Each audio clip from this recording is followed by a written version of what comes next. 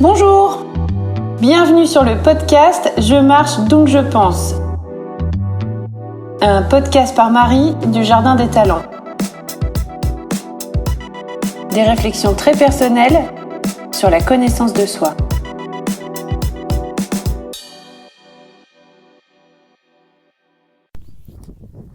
Hello! Bienvenue dans la saison 2 du podcast Je marche donc je pense. Je pense que vous avez pu entendre le nouveau jingle et puis j'ai aussi un nouveau logo pour le podcast dont je suis très contente. Voilà. J'avais hésité à faire évoluer un peu le podcast et puis j'ai eu pas mal de retours très positifs qui me disent surtout reste comme ça, nous on aime bien partir en balade avec toi. C'est super authentique et ça fait plaisir et on aime bien, donc je garde la formule. Tant qu'il fait beau et qu'il pleut pas trop, cet hiver je sais pas trop comment je m'arrangerai, mais bon on verra ça plus tard. Là il fait encore assez beau, donc c'est plutôt sympa, voilà. Je me remercie le nombre augmentant, grandissant d'auditeurs du podcast, ça me touche beaucoup. J'ai dépassé mes attentes, on n'est toujours pas à des millions d'écoutes, mais voilà, je me dis que si ce que je vous raconte en podcast peut vous être utile ou être utile à quelqu'un de votre entourage, c'est déjà ça de gagner. Aujourd'hui, j'avais envie de vous parler de la responsabilité. Qu'est-ce que c'est que la responsabilité ?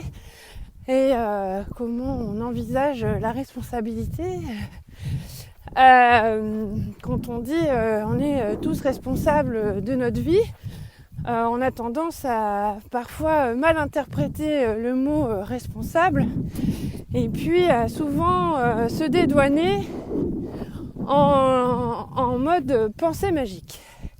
Alors la pensée magique, j'avais abordé dans un podcast de la saison 1, mais pas en entier. En fait, j'avais abordé la pensée magique que sous l'angle de l'enfant scolarisé et pas trop encore de l'adulte qui pense en pensée magique. On va dire, pour résumer, la pensée magique, c'est la faute à pas de chance ou j'ai eu beaucoup de chance. La pensée magique, c'est tout ce qui entre dans le domaine des croyances qu'on s'est mis en tête. J'ai une de mes filles cette semaine qui me dit ah bah c'est normal qu'il pleuve, j'ai mon gilet à fleurs. Je dis ouais ok d'accord et là elle me dit bah oui mais à chaque fois que je mets mon gilet à fleurs il pleut donc voilà j'en déduis que bah mon gilet à fleurs provoque la pluie, ça s'appelle la pensée magique. Ça c'est juste un concours de circonstances qui fait que à plusieurs reprises tu as porté ton gilet à fleurs et il a plu et puis les fois tu l'as porté qu'il n'a pas plu, tu n'as pas remarqué que c'était à l'encontre de ta pensée magique, tu en as tiré une espèce de loi universelle, mon gilet à fleurs provoque la pluie. Ou la pensée magique, c'est aussi en rapport avec le syndrome de l'imposteur. J'ai eu beaucoup de chance pour décrocher ce boulot. J'ai eu beaucoup de chance en décrochant mon diplôme, j'ai eu beaucoup de chance, j'ai eu de la chance, voilà, c'est pas moi qui étais compétente, c'est pas moi qui étais compétent, c'est juste que j'ai eu beaucoup de chance en fait, le sujet était facile, c'était un que je maîtrisais bien, l'entretien s'est bien passé, mais parce que le gars il connaît l'oncle de la sœur du cousin de bidule, voilà, donc ça c'est la pensée magique, ou au contraire... non mais là en fait c'est que j'ai pas eu de bol quoi. C'était pas un bon jour, c'était pas une bonne journée.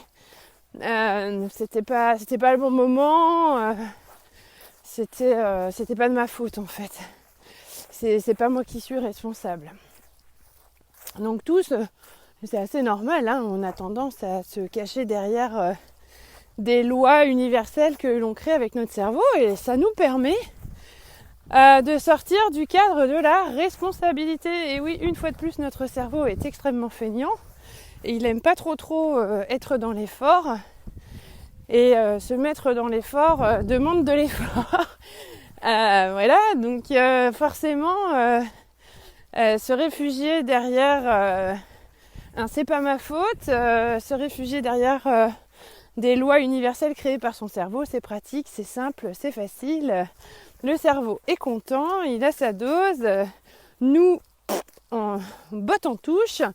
Et voilà. C'est comme ça, de toute façon, je peux pas y faire grand-chose. J'ai ma veste à fleurs et il pleut. De toute façon, c'était pas ma journée, donc c'est normal. J'ai pas de responsabilité. Sauf que, on doit quand même être conscient que l'on a tous une part de responsabilité dans tout ce qui se passe dans notre vie et de comment on a orienté les choix et comment on a fait évoluer notre chemin de vie. Je pars du principe que si vous m'écoutez en podcast, c'est que vous n'êtes plus adolescent et que vous êtes déjà engagé dans la vie d'adulte. J'ai pas tellement orienté ma cible sur les ados, donc ça se fera dans le cabinet du Jardin des Talents, mais voilà, le podcast s'adresse plutôt aux adultes.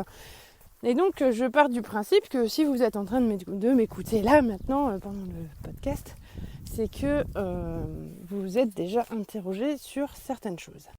Oups, des fois je dois couper parce qu'il y a des gens, et vous savez que j'aime pas trop quand les gens m'écoutent. Et là j'ai un gars qui se prenait pour un cycliste du Tour de France, qui s'est arrêté pour m'écouter. Super. Donc voilà, je disais, j'en déduis que si vous êtes ici aujourd'hui en train de m'écouter, c'est que vous êtes dans votre vie d'adulte et que vous avez déjà pu choisir un chemin à prendre dans votre vie. Ou plusieurs chemins, prendre des virages, des montagnes russes, peu importe. Et donc c'était pas juste le fait de la chance ou de pas de chance. Vous aviez aussi, moi la première, j'ai encore une grande part de responsabilité dans tout ce que j'ai fait et dans mes choix et dans ce que j'ai vécu. Alors tant qu'on est dans un déni complet de la responsabilité et qu'on continue de réfléchir en pensée magique, c'est très confortable, mais on n'est peut-être pas non plus toujours en accord avec ce qu'on a fait. On n'est peut-être pas toujours très satisfait de ce qui s'est passé. On n'est peut-être pas toujours très à l'aise dans ses baskets. On a peut-être aussi du mal à être en cohérence avec sa propre image ou ce qu'on veut dégager, puisque on a nos attentes, on a ce que l'on se projette pour l'avenir, et puis si on fonctionne en déni de responsabilité, on va subir ce qui se passe et on n'est pas acteur. Et quand on n'est pas acteur, on s'ampute quelque part du bon fonctionnement de son esprit et de son cerveau. C'est comme si on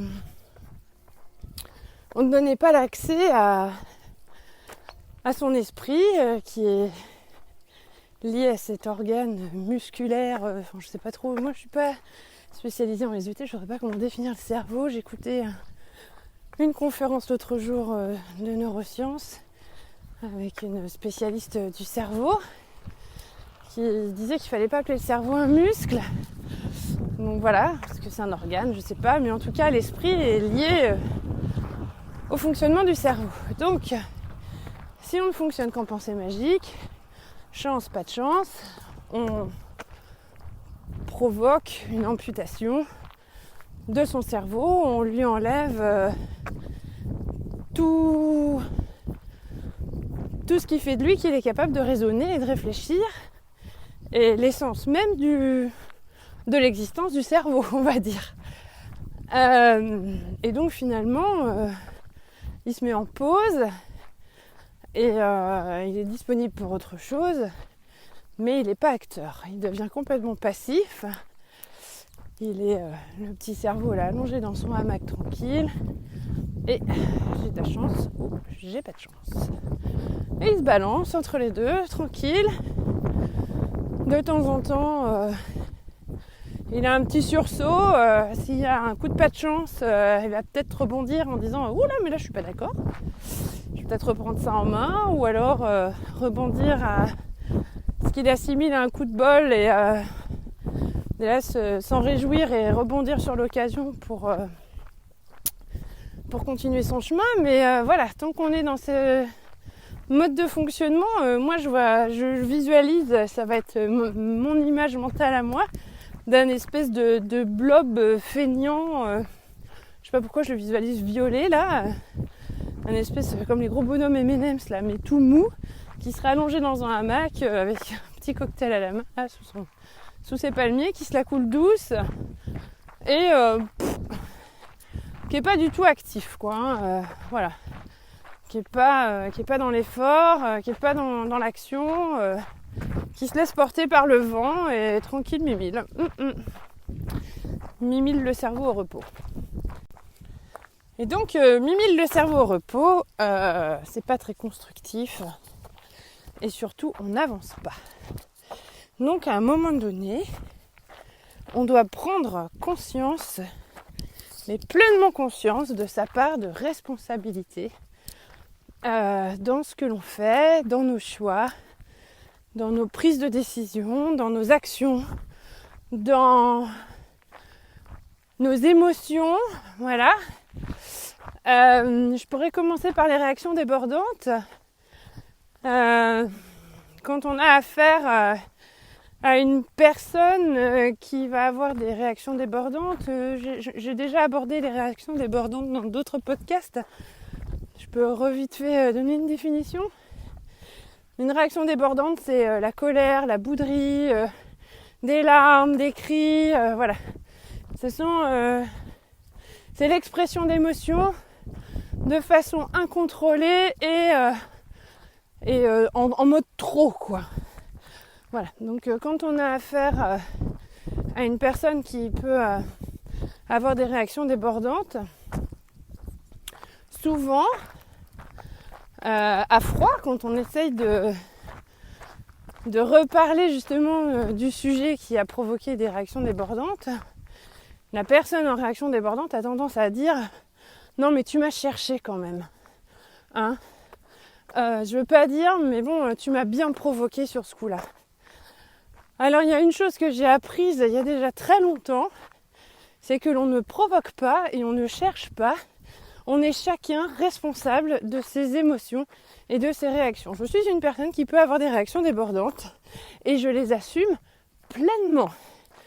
J'ai pas le souvenir dernièrement d'avoir dit à mon interlocuteur « Vous m'avez bien cherché ». Non. J'ai une réaction débordante, je l'assume, je sais que je peux avoir des réactions débordantes, je fais tout mon possible pour la contrôler. Quand ça sort et que je ne peux plus contrôler comme un volcan qui explose, je laisse sortir. Et après, j'essaie de comprendre le fonctionnement de ma réaction débordante. Voilà, mais c'est pas l'autre qui m'a cherché, c'est pas l'autre qui m'a provoqué, c'est moi toute seule.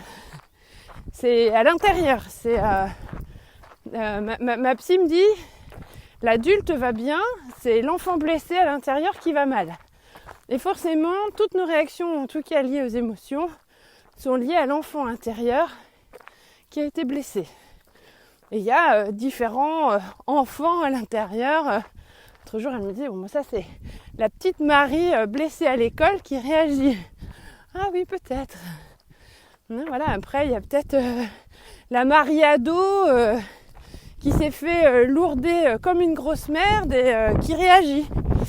Voilà, c'est les blessures que l'on a accumulées entre la période de gestation et la maturation du cerveau qui nous constituent, qui vont après être les miroirs à résonance, les miroirs qui font qu'on va réagir. Mais l'adulte, sinon, normalement, va plutôt bien, sauf pathologie mentale. Mais sinon, l'adulte va bien et l'adulte est dans la raison et est raisonnable et plutôt responsable.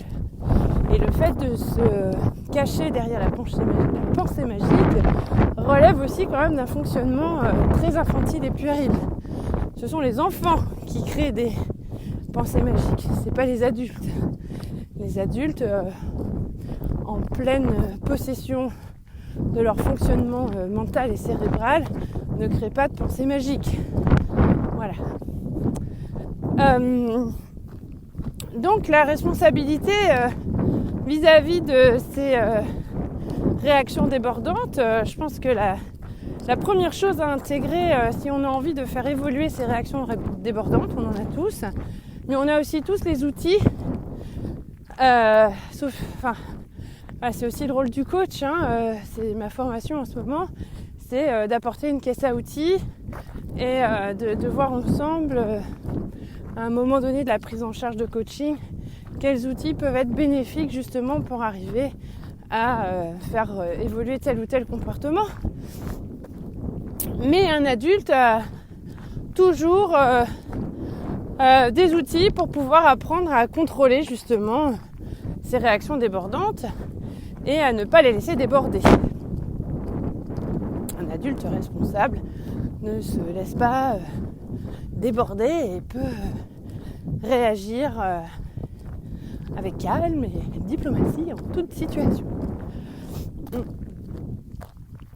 Donc voilà, pour moi, déjà la première chose à faire, à un moment donné, si on a envie de faire évoluer sa propre vie, c'est de se dire je suis responsable de mes émotions. Et quand ça pète, mais c'est pas de la faute de l'autre. C'est de ma faute à moi, non. C'est moi qui suis responsable. J'ai décidé, mon cerveau a décidé à un moment donné d'ouvrir la vanne ou pas. C'est comme une écluse en fait. Voilà, il y a quand même quelque part, de façon parfois souvent même inconsciente, un contrôleur là-haut qui ouvre ou ferme la vanne pour l'écluse. Donc on peut aussi en émettre de soi en fait. On ne peut pas se retrancher, se cacher derrière une étiquette moi je suis mèche courte, j'explose pour un rien. C'est mon caractère, je suis très impulsive. Ou je suis très impulsif. C'est pas ma faute, je suis comme ça. J'y peux rien. J'ai grandi dans un environnement extrêmement impulsif. Ouais, mais tu sais, en fait, c'est que je fonctionne comme ça. Je pourrais pas changer là. J'ai un certain âge et là on pourra plus me changer. Toutes ces phrases-là et cette perte ou ce déni de responsabilité, cette perte de conscience de la responsabilité font que les relations sociales peuvent être souvent très compliquées quand on a deux personnes face à face qui sont dans un fonctionnement équivalent, ou s'il y en a un des deux qui est conscient justement de la responsabilité et l'autre pas, ça peut vite dégénérer et vite provoquer des conflits complètement ubuesques avec des interprétations, vraiment des choses qui n'ont pas beaucoup de sens. Et des reproches à tue-tête, et tu me tues. Et voilà. Donc déjà, pouvoir être capable de rebondir et de prendre conscience de cette responsabilité, c'est aussi être capable de dire je ne me sens pas aimé quand tu fais ça. J'ai un ressenti de manque d'amour quand il se passe ça. Je me sens mise de côté quand tu rentres le soir et que tu me dis pas bonjour. Je me sens complètement abandonnée quand tu pars de la maison et que tu me dis pas où tu vas. Enfin, j'en sais rien, j'invente des exemples. Mais des exemples qui peuvent parler en fait à l'enfant blessé à l'intérieur. Et voilà, c'est savoir s'exprimer à la première personne du singulier, moi je ressens ça quand il se passe ça. Voilà. Et l'autre en face ne peut pas le remettre en question. Il ne peut pas dire bah non, c'est pas vrai. Si, dans mon monde à moi, c'est comme ça que je le vis. Si toi tu le vis différemment, exprime-le avec je. Et dis-moi comment toi tu ressens les choses dans ton mode de fonctionnement. Et déjà, ça va aller beaucoup mieux et chacun pourra prendre la part de responsabilité nécessaire à la résolution d'un conflit qui peut durer pendant très longtemps. Si on est dans un jeu de pouvoir, par exemple. Je m'égare. Le jeu de pouvoir, je pourrais peut-être revenir dessus à l'occasion sur un autre podcast prochainement, avec une histoire que j'adore lire aux enfants, d'un album qui est extraordinaire, qui s'appelle... Alors c'est Marc Boutavant, l'auteur, qui a écrit et dessiné. Donc Marc Boutavant, c'est celui qui a dessiné le petit bonhomme Mouk, là, le petit ours, qui est quand même assez connu dans le monde des albums jeunesse. Et l'album, je crois qu'il s'appelle « N'y a-t-il personne pour se mettre en colère ?» Et via plusieurs histoires pour enfants, il décrit différentes situations de colère, en fait. Et je le trouve super bien fait pour pouvoir verbaliser les choses. Mais quand j'ai... Voilà, avec les enfants, elles me disent « Mais maman, là, je me sens, tu sais, comme dans l'histoire de l'éléphant qui essaie de grimper à l'arbre et qui n'y arrive pas. » Je vois tout de suite de quoi elle veut me parler. Et alors, c'est quand même beaucoup plus facile après de prendre en charge cette émotion-là. Voilà.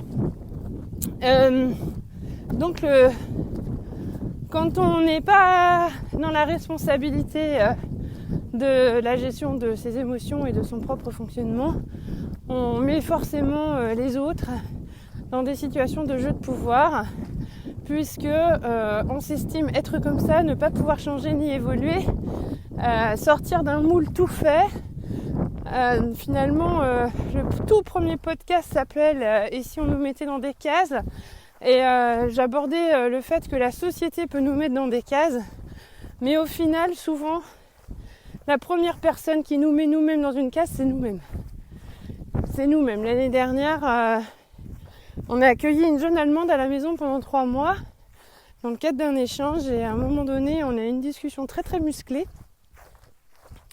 Et du haut de ses 15 ans, elle me disait ouais, mais moi je suis comme ça, on va pas me changer. Je dis bah ouais, écoute, t'as quel âge toi ?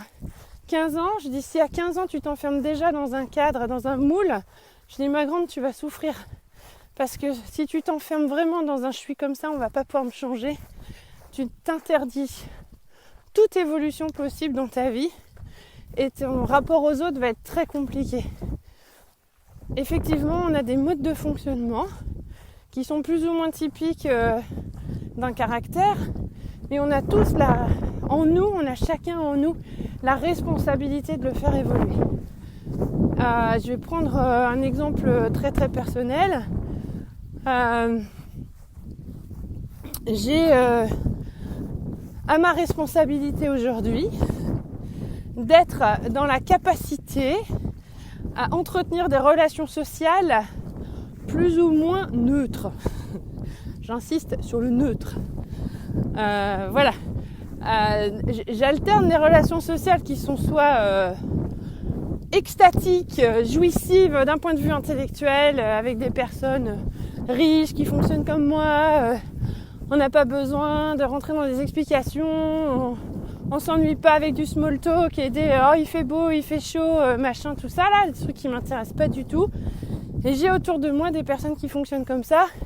Et quand on se voit, on va directement dans le vif du sujet. On perd pas 20 minutes à se raconter des trucs qui n'ont pas d'intérêt, quoi. Je veux dire, je suis quelqu'un d'assez cash, sans filtre.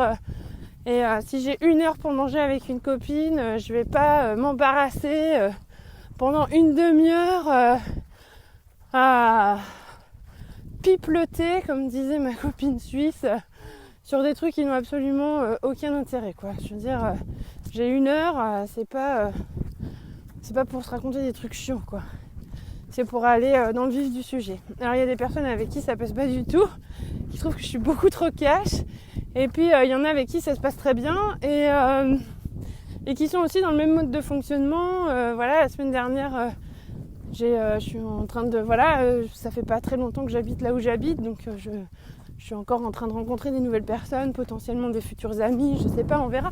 Mais voilà, on a échangé là-dessus, et elle me dit ça m'a fait plaisir d'arriver chez toi et qu'on se soit pas embarrassé les bras de small talk, là, de discussion qui nous intéresse pas. On est directement rentré dans le vif du sujet de ce qui nous intéressait mutuellement l'une chez l'autre, quoi.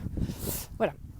Donc ça, c'est mes relations sociales ultra positives que j'apprécie énormément, qui me font beaucoup de bien, que j'adore. Et puis après, à contrario, j'ai les autres relations sociales obligatoires, on va dire, mon univers professionnel par exemple.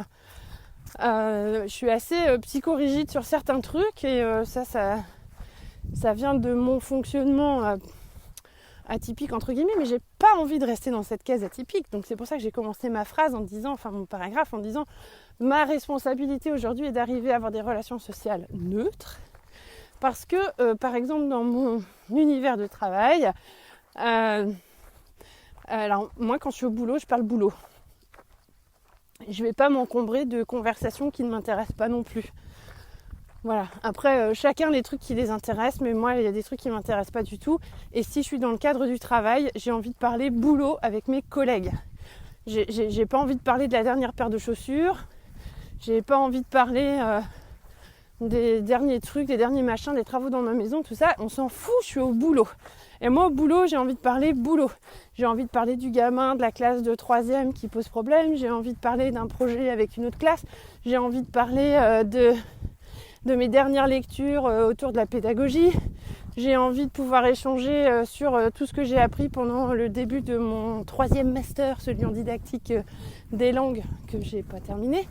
J'ai envie de me projeter dans l'avenir. J'ai envie d'aborder le sujet du DU en neuroéducation que j'envisage de faire.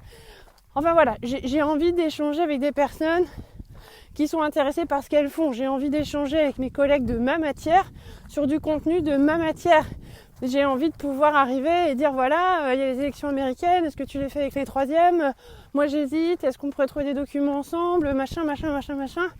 Comment on s'arrange quoi ? Voilà. Mais alors je travaille dans un univers où à chaque fois que j'aborde quelqu'un pour parler boulot, on me regarde, on me fait non mais là c'est la récré Marie, on va quand même pas parler boulot. Ouais mais après t'es renfermée dans ta salle de classe et moi aussi et on peut pas parler donc voilà. Ou sur la pause déjeuner, ah mais non mais là on mange.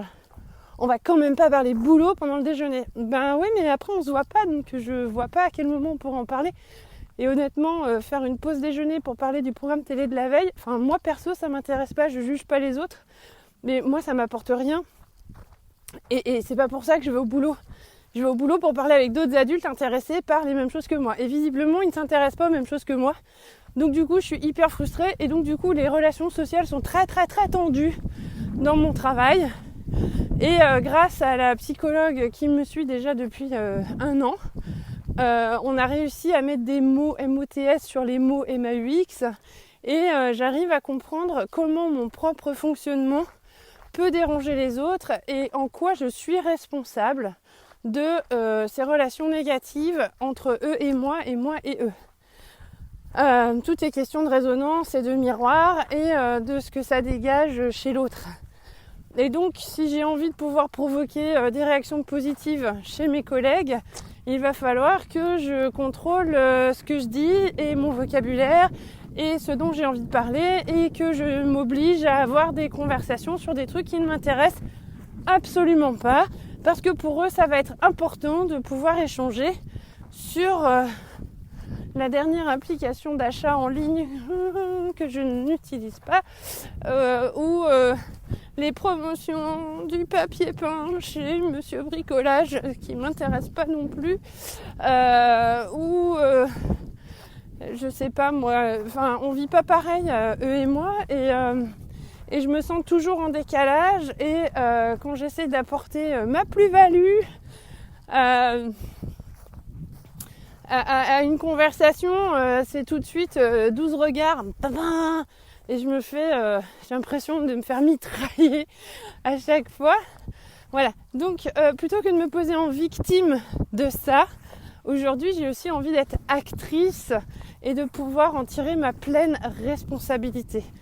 C'est ce que j'ai envoyé un message à ma chef d'établissement pour lui dire que voilà, j'avais envie de pouvoir expliquer aussi à mes collègues comment je fonctionne avec mon profil atypique. On est quand même au cœur d'une évaluation, on est 2 sur 4 à être au cœur d'une évaluation autour du haut potentiel et des troubles envahissants du développement, troubles du spectre autistique.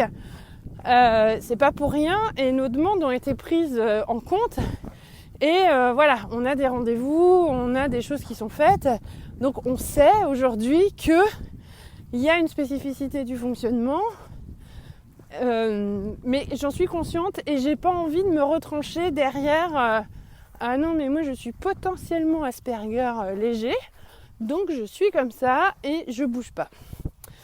Non. Eh ben, potentiellement, il y a peut-être des troubles envahissants du développement et des troubles du spectre autistique qui font que j'ai rarement des conversations inutiles avec les gens. Pour moi, elles sont toujours utiles, mes conversations. Je sais pas trop envelopper les choses dans du joli papier cadeau pour faire plaisir et déclencher un intérêt commun. J'aime bien aller directement au vif du sujet. Je me souviendrai toujours du mariage d'une de mes super copines. J'étais toute seule à la table de plein de couples et puis donc du coup j'étais assise entre deux hommes. Enfin, on avait déjà tous 35 ans à peu près. Et le gars assis à ma droite, vite fait, parce que je les connaissais pas les gens. Ah salut, machin, toi tu fais quoi dans la vie? Moi je fais ça, et toi? En fait le type il était spécialisé en ingénieur, spécialisé dans la branche du sujet de mon mémoire de DESS. Donc on a passé toute la soirée à discuter de turbines thermiques, de biomasse, de photovoltaïque, d'implantation de centrales thermiques qui utilisent de la biomasse partout dans le monde, avec des références communes. À ce moment-là, j'étais encore plus proche de mon DESS, donc j'avais une meilleure mémoire de tout ça. Là, je ne pourrais pas en discuter aujourd'hui. Voilà, et on a passé toute la soirée à discuter de ça. Moi, je suis repartie, j'étais heureuse de cette soirée. J'ai passé une des meilleures soirées de ma vie dans le cadre d'un truc aussi chiant qu'un mariage. Et du coup, j'étais méga heureuse, quoi. Enfin, voilà. Le gars, visiblement, s'est pas ennuyé une seule seconde non plus, donc il était super heureux. Sa femme tirait un peu la gueule, mais je la connais un peu, donc ça s'est bien passé. Et voilà. Et donc nous, on s'est pas ennuyés, on était à fond dans nos turbines et nos trucs et nos machins. Et c'était super bien. On a fait des... Voilà. Donc je sais pas emballer les trucs et faire semblant d'avoir des conversations qui ne m'intéressent pas. J'ai vraiment besoin d'aller au cœur des choses et d'être dans des conversations stimulantes pour mon cerveau. Et donc ma responsabilité aujourd'hui, c'est d'être capable d'adapter ce besoin, parce que j'ai aussi besoin d'avoir des relations professionnelles neutres et non pas négatives et destructrices. Donc c'est à moi de prendre en charge ce qui incombe de ma responsabilité. Alors là, dans la formation de coach, et après ça fait partie aussi des outils que l'on a à disposition avec les personnes que l'on accompagne, il y a deux grands univers, on va dire, qui peuvent se chevaucher. Il y a les choses dont je suis entièrement responsable, qui ne dépendent que de moi. Et il y a aussi les choses dont je ne suis absolument pas responsable et pour lesquelles je ne dois tenir aucun sens de responsabilité, aucune forme de culpabilité, qui ne doivent même pas m'impacter, qu'il faut juste accepter dans le sens où elles sont. L'autre jour, j'ai partagé sur LinkedIn une petite image justement sur l'acceptation, et pour moi l'acceptation et la responsabilité vont de pair, dans le sens où s'il pleut, il pleut. Si je commence à me dire putain fais chier, il pleut, je me donne une forme de responsabilité sur un truc pour lequel je n'ai aucun moyen d'action. Aujourd'hui, aucun être humain n'est capable de déclencher ou non la pluie. Aucun être humain n'est en capacité réellement matérielle à faire briller le soleil ou pas. On n'a pas des télécommandes pour faire pleuvoir au-dessus de son jardin ou faire briller le soleil. Donc on n'est absolument pas responsable de la météo. Les personnes qui autour de vous vont avoir tendance à toujours se plaindre sur la météo, d'emblée vous savez que ces personnes-là ne sont pas dans la responsabilité de leur vie. Parce que quand on est dans la responsabilité de sa vie, on ne se plaint pas de la météo parce qu'on a déjà très bien compris qu'on n'avait aucun moyen d'influencer sur la météo et qu'il faut juste l'accepter en l'état et vivre avec. Il pleut, il pleut. vous laisse un petit temps de réflexion. Et demandez-vous comment vous gérez la météo le matin ou dans la journée. Est-ce que vous allez avoir une réaction débordante quand vous découvrez le matin au réveil qu'il pleut des cordes? Est-ce que ça va susciter chez vous une réaction de colère, de tristesse? Voilà. Est-ce que ça déclenche chez vous des émotions? Ou est-ce que le fait d'ouvrir vos rideaux ou vos volets le matin, vous voyez qu'il pleut, il pleut quoi. Émotion zéro. Faites le tour. La prochaine fois que vous aurez une montée d'émotions face à la météo, dites-vous, mais même s'il fait beau, il fait beau. Après, comme c'est quelque chose en général où on se réjouit parce qu'on peut faire plus de choses dehors, effectivement, on peut peut-être se dire « Ah, c'est cool, je vais en profiter pour faire ça. » Mais justement, s'il fait beau, je vais en profiter pour faire ça. Mais s'il pleut, je vais aussi en profiter pour faire autre chose. Et là, je deviens responsable de mes choix et de ma vie. Si je continue de me cacher derrière un « Putain, il pleut » ou « Ah, trop bien, il fait beau », je suis pas responsable en fait, ça revient à la pensée magique du début. J'ai de la chance, j'ai pas de chance. J'ai de la chance, il fait beau, j'ai pas de chance, il pleut. Ou vice versa, il y a des gens qui préfèrent la pluie au soleil. Moi je connais des personnes dont la saison préférée c'est l'automne, justement parce qu'elles peuvent retourner chez elles, continuer à se renfermer, lire, bouquiner, tricoter, et qui ont beaucoup de mal avec la vie sociale en extérieur, et pour qui c'est un peu un fardeau. Et donc voilà, à partir du moment où il fait de nouveau froid et pluvieux, elles sont contentes, elles peuvent se remettre chez elles. Donc,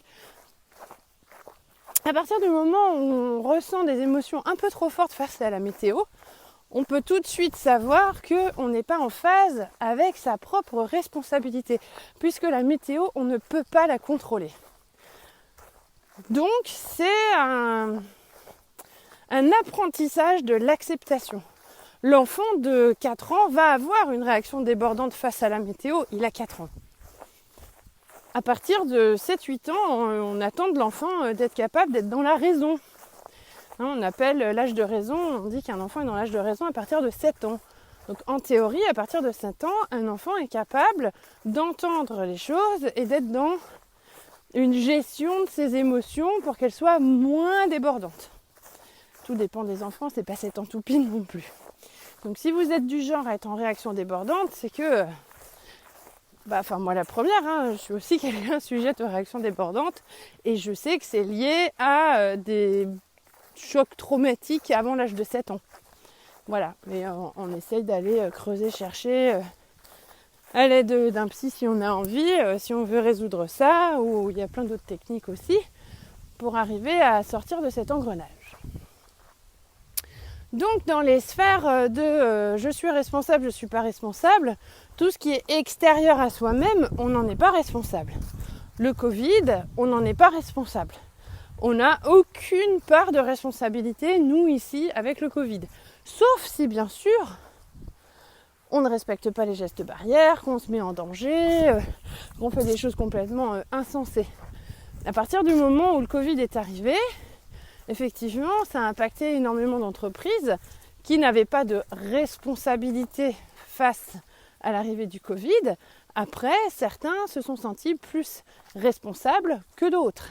C'est-à-dire qu'il y a des personnes qui non seulement se sont senties suffisamment responsables d'elles-mêmes et de leur entourage pour bien s'isoler, respecter les gestes barrières, respecter le confinement, mais aussi d'autres qui se sont sentis suffisamment responsables pour continuer de faire tourner leurs entreprises et maintenir leur emploi et l'emploi des salariés. Donc voilà, c'est toujours à deux côtés. Il y a le facteur extérieur dont on n'est pas responsable, l'arrivée du Covid dans nos vies, on n'en est pas responsable. Cependant, après, on a chacun la responsabilité de vivre avec et de faire au mieux avec ce Covid. Donc dans une journée, on a tous la capacité à évaluer ça, c'est quelque chose dont je suis responsable et ça, c'est quelque chose dont je ne suis pas responsable. Ce sont des questions que l'on pose souvent en coaching avec les personnes que l'on accompagne. On essaie de faire le point aussi par rapport à l'objectif qui va être mis en place et par rapport aussi à des choses qui peuvent être envahissantes ou qui vont être perturbantes dans la vie de la personne qu'on accompagne. Mais on peut aussi faire un tableau, je suis responsable, je ne suis pas responsable, ou quand ça se chevauche, j'ai une marge d'influence. Votre directeur prend des décisions, c'est lui le responsable. Ces décisions ne vous conviennent pas, vous avez potentiellement une marge de responsabilité, une marge d'influence. Vous pouvez aussi exprimer votre besoin. J'ai besoin d'avoir du temps pour pouvoir m'occuper de mes enfants et donc j'aimerais que mon emploi du temps soit adapté, peut-être pas chaque jour de la semaine, mais au moins 2 fois dans la semaine pour que je puisse rentrer suffisamment tôt et m'occuper de mes enfants, par exemple. Voilà, on n'est pas juste victime des choses, on peut aussi interagir avec ce qui nous entoure. Je me demande si j'ai fait le tour de la question de la responsabilité. Il y avait d'autres choses que je voulais aborder. Et là, je suis en forêt et il y a plein de gens qui ont eu besoin de se soulager et qui ont dégueulassé la forêt. Et là, en l'occurrence, je trouve que leur part de responsabilité vis-à-vis de l'environnement est complètement reniée. Voilà.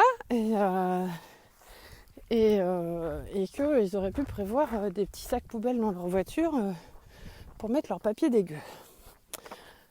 La zone d'influence, c'est celle qui se trouve donc à cheval entre ce qui me concerne et ce qui ne me concerne pas. Enfin, ce que je peux choisir et influencer et ce dont je ne suis pas responsable. L'autre jour, j'ai échangé avec une personne qui est dans une situation très pelote de laine mélangée en ce moment. Elle est très fatiguée. Elle se posait plein de questions, à savoir s'il lui fallait un coach, un psy, si c'était normal qu'elle soit fatiguée, tout ça. Un insecte dans mes cheveux. Et donc l'outil que je lui ai proposé, c'était de faire une liste de tout ce qui la tracasse en ce moment et de tout ce qu'elle a en tête et de voir de quoi elle est responsable, elle, de quoi elle n'est absolument pas responsable et sur quoi elle peut avoir une influence. Et finalement, ça a été très vite balayé. Elle m'a dit finalement, les 2 choses dont je suis responsable, c'est ça et ça. Et toutes les autres choses qui me tracassent, je n'ai même aucune marge d'influence dessus. Ce ne sont que des facteurs extérieurs à moi-même pour lesquels je n'ai aucune zone d'influence. Aucune responsabilité, aucune zone d'influence. Qu'est-ce qu'on fait dans ce cas-là? Et là, elle me dit, ça me fatigue, ça me tracasse. Qu'est-ce que je fais de ces choses-là? Ces choses-là, on peut... Alors, soit on les garde en tête et on se laisse polluer l'esprit avec ces trucs-là sur lesquels on n'a aucune marge de manœuvre. Et donc, ça nous tracasse, ça nous fatigue, ça reste là, ça reste en pensée magique. De toute façon, j'ai pas de chance, c'est toujours pourri, ça me gonfle, ça m'énerve. En plus, je peux rien y faire, je suis vraiment victime du truc. Et puis voilà, alors ça tourne comme un disque rayé là en tête. Et puis plus on a ça en tête, plus on est dans les fausses croyances, plus on se dit qu'on n'a jamais de bol, qu'il n'y a jamais rien qui va. Voilà. Bon. Alors, on peut faire ça. Bon, c'est l'option que j'ai choisie pendant longtemps, mais ça fait aussi longtemps que je la fais plus celle-ci. Ça fait déjà un moment que je suis passée à autre chose, je dirais. On est en 2020. Je pense que depuis 2010 à peu près, 2010-2011, j'ai arrêté le disque rayé des fausses croyances et de l'auto-enfoncement.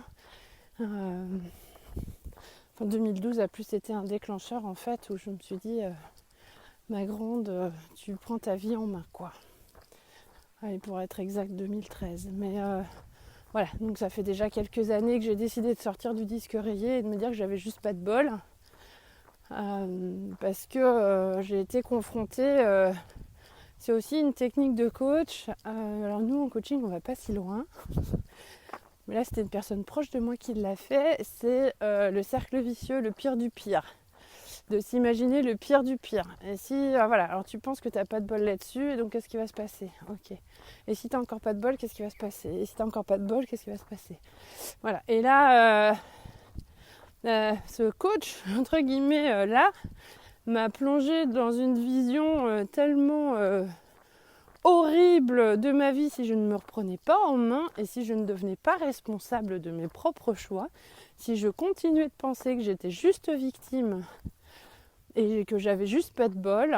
Le pire du pire qu'on en a sorti dans cet échange qui a été d'une violence incroyable pour moi à l'intérieur, je suis sortie du monde du Truman Show, a fait que j'ai réellement pris conscience qu'il fallait que je me prenne en main et que j'avais une zone de responsabilité sur les choses. Voilà. Donc effectivement, on peut aller dans l'option 1, celle de cerveau mimile, le cerveau tranquille, dans son hamac en mode blob avec son petit cocktail qui dit qu'il a pas de bol et voilà, c'est comme ça, un jour j'aurai de la chance, on verra, la chance va tourner peut-être. Hein, je sais pas, on verra. Bon, j'ai pas trop envie de me bouger, voilà. Alors on peut, c'est pas l'option la plus gratifiante, mais c'est la plus simple. Après, on peut adopter différents outils. On peut s'orienter vers différentes choses. Et moi, dans les outils qui m'ont aidé, je ne vais pas les détailler parce qu'ils sont faciles à trouver sur Internet. Et puis, je suis en train de préparer justement des audios pour ça. Ce sont les techniques de méditation, de visualisation. La méditation m'a beaucoup aidée. La pleine conscience m'a beaucoup aidée. La pleine conscience dans ma cuisine. Alors je peux avoir des réactions débordantes si on vient empiéter sur ma séance de pleine conscience dans ma cuisine. Alors d'un point de vue extérieur, je suis juste en train d'éplucher des carottes. Mais à l'intérieur de moi, il se passe beaucoup de choses. Et en gros, ce que j'aimerais dans mon idéal, c'est soit les autres qui vivent dans ma maison prennent aussi un économe et viennent éplucher des carottes en silence avec moi et on partage ce moment de pleine conscience. Soit ils ne me parlent pas. Mais voilà, être interrompu toutes les 2 secondes pour d'autres choses, c'est pas gérable puisque moi à l'intérieur je vis un moment très fort. La pleine conscience, c'est être dans l'état conscient du moment présent. Et donc quand on est dans le moment présent en train d'éplucher ses carottes, on est vraiment concentré sur son geste pour éplucher les carottes. Et c'est une forme de méditation qui permet justement de sortir le disque rayé et de ne pas y penser pendant un moment. Et quand on n'y pense pas, on le sort de sa tête. Et quand on le sort de sa tête, après, ça va mieux. Et quand il revient, on a le choix. Soit on peut refaire quelque chose en pleine conscience, ou alors on peut visualiser un geste mental de toi, je te sors de là. Ou aussi, la troisième option, donc la première, c'est se laisser porter par le tourne-disque pourri. La deuxième, c'est de faire des exercices de visualisation, méditation, pleine conscience. Et la troisième option, enfin les deux, numéro 2, numéro 3, sont compatibles l'une avec l'autre. On peut faire les deux en même temps, enfin pas tout à fait en même temps, mais en parallèle. La troisième option, c'est de chercher les zones d'influence sur ces éléments extérieurs. Sur quoi je peux agir. Si on reprend par exemple ma situation de boulot avec du relationnel pas terrible, je pourrais me laisser porter par Mimile le cerveau tranquille et me dire de toute façon je suis nulle en relation sociale, je change pas, c'est comme ça, c'est eux les cons et moi la gentille. Mais c'est pas mon point de vue. Mon point de vue est que y a pas de méchant, il y a pas de gentil. C'est chacun a son mode de fonctionnement Et si eux n'ont pas la capacité à sortir de l'option 1, disque rayé, mimile, le cerveau tranquille, moi par contre j'ai les options pour aller en 2 et en 3. Alors 2, j'ai essayé pendant 2 ans, faut quand même une sacrée dose de motivation pour faire de la méditation, de la visualisation et de la pleine conscience quand on n'est pas super bien. Et il faut en faire beaucoup dans la journée et ça fatigue. Donc accompagnée par ma psy, on a décidé d'aller sur l'option 3. Où est ma zone d'influence ? Qu'est-ce que je peux faire pour récupérer la responsabilité de ma vie dans cette situation-là ? Quel est mon objectif ? Qu'est-ce que je mets en place pour y arriver ? Comment je fais évoluer cette situation ? Voilà, où est ma part d'influence ? Qu'est-ce que je peux faire ? Ah bah il y a des choses qui ont bougé dernièrement, il a fallu mettre le paquet, j'ai dû sortir de ma zone de confort, j'ai dû me faire violence comme on dit, pour sortir vraiment de ma zone de confort et aller faire des choses que je n'aurais en théorie jamais faites. C'était pas facile, mais finalement le mode survie qui sera sûrement le prochain podcast, je fais la petite transition. Le mode survie s'est enclenché et le mode survie peut avoir des conséquences positives ou négatives et parfois c'est très positif quand c'est fonctionnel. Et là le mode survie s'est enclenché, j'ai obligé mon cerveau à écouter le mode survie et à pas trop réfléchir comme il a l'habitude de réfléchir. On est sorti de la case, on est sorti du moule, on est sorti du schéma et finalement j'ai eu des retours qui sont plus dans le sens que j'attendais. Voilà, alors c'est un tout petit pas, j'ai toujours pas gravi l'Himalaya, enfin l'Everest pour être exact, parce qu'hier ma fille a perdu un point au Trivial Poursuite en confondant le mont Everest et l'Himalaya. Je reprécise, c'est toujours pas l'ascension du mont Everest, mais c'est juste une petite étape. On va dire là c'est juste l'avion qui m'a emmené au Tibet. Après il y a encore toute une montagne à gravir. Et justement, on n'est jamais seul pour gravir ces étapes. Et si on est seul, et si on se sent seul pour les gravir, c'est le moment de prendre contact avec quelqu'un pour se faire accompagner. Parce que enclencher ce changement dans un mode de fonctionnement, on ne peut pas le faire tout seul. C'est très compliqué et ça peut être très violent. On a quand même besoin d'être accompagné un peu en mode supervision, juste pour revalider les choses, se remettre sur le bon chemin. Voilà, parce que tous les doutes, les anxiétés, les angoisses, c'est pas facile à gérer. Donc c'est quand même mieux de se faire accompagner. Donc il y a les coachs, il y a les psys, il y a tout un tas d'autres thérapies à côté ou d'approches thérapeutiques. Peu importe le chemin qu'on prend, on peut prendre un chemin où on ne parle pas avec des magnétiseurs ou des énergéticiens, on peut prendre, ou en réflexe archaïque, on peut prendre donc du coaching où on va parler, un psy où on va parler, ça peut être de l'hypnose, on ne parle pas beaucoup. Enfin voilà, il existe une foultitude d'accompagnements possibles. Mais voilà, je déconseille de le faire tout seul parce que ça peut vraiment être violent et les crises d'angoisse ou les crises d'anxiété peuvent être assez je cherche pas le mot, mais enfin si je cherche le mot, assez je veux redire violente, mais ça fait de nouveau le mot violent. C'est un peu trop. Ça peut perturber beaucoup. Hein. Donc voilà. Suite à vos retours, on ne change pas la formule. Vous partez en balade avec moi dans ma campagne. J'aime bien vous emmener en balade en campagne avec moi. C'est sympa. Voilà. Si vous avez des idées, des suggestions de sujets à aborder, si vous avez des erratums à me proposer, si vous avez des compléments d'informations à me proposer, si vous voulez prendre contact avec moi, eh bien alors soit vous pouvez mettre une petite étoile sous le podcast dans l'application où vous écoutez, Vous pouvez me laisser un commentaire si vous voulez apporter une information complémentaire à un podcast. Et si vous voulez prendre contact avec moi, c'est lejardindestalents@gmail.com.